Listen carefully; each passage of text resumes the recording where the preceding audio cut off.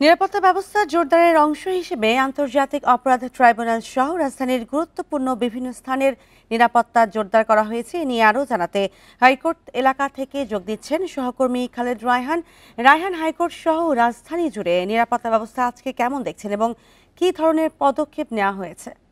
দেখুন, প্রতিবেদনে যেমনটি দেখছিলাম যে গত রাতেও কিন্তু রাজধানীতে বেশ জায়গায় গাড়ি পোড়ানো হয়েছে এবং ককটেল বিস্ফোরণের ঘটনা ঘটেছে। তারপরই আমরা দেখেছি যে আগে থেকেই প্রস্তুতি নেওয়া ছিল যে রাজধানীকে যাতে একেবারে নিরাপত্তা চাদরে ঢেকে রাখা যায়, সেটি কিন্তু আমরা দেখেছি। আমরা এখন যে জায়গাটিতে রয়েছি হাইকোর্টের বাইরে, সেখানে আমরা দেখছি যে বিজিবি থেকে শুরু করে এপিবিএন পুলিশ সদস্য তারা কিন্তু এখানে অবস্থান করছেন এবং নিরাপত্তা নিশ্চিতে জনসাধারণ যারা রয়েছেন তারা যাতে তাদের দৈনন্দিন কার্যক্রম নির্বিঘ্নে করতে পারেন সেজন্য তারা কাজ করে যাচ্ছেন।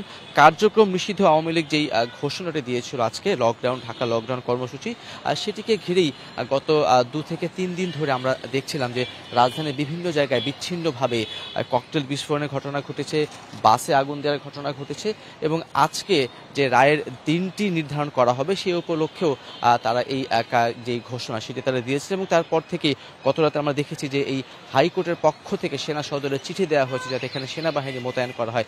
আপনি নিশ্চয়ই জানেন যে সেনাবাহিনী এর মধ্যে আগে থেকেই তারা মাঠে ছিল, কিন্তু এই হাইকোর্ট চত্বর এবং আন্তর্জাতিক অপরাধ ট্রাইব্যুনাল চত্বরের পাশে যাতে নিরাপত্তা ব্যবস্থাটিকে বাড়ানো হয় সেজন্যই তারা কিন্তু এই চিঠিটি দিয়েছেন। এবং আজকে এখন পর্যন্ত আমরা কিন্তু ঢাকা সহ সারা দেশে কোথাও এখন পর্যন্ত কোনো নাশকতার কোনো চিহ্ন দেখতে পাইনি, কোনো খবর এখন পর্যন্ত আমরা পাইনি। গতকালকে ডিএমপির পক্ষ থেকে জানানো হয়েছিল যে তারা সর্বাত্মকভাবে প্রস্তুতি নিয়ে রেখেছেন যাতে কেউ কোনো ধরনের নাশকতা করতে না পারেন।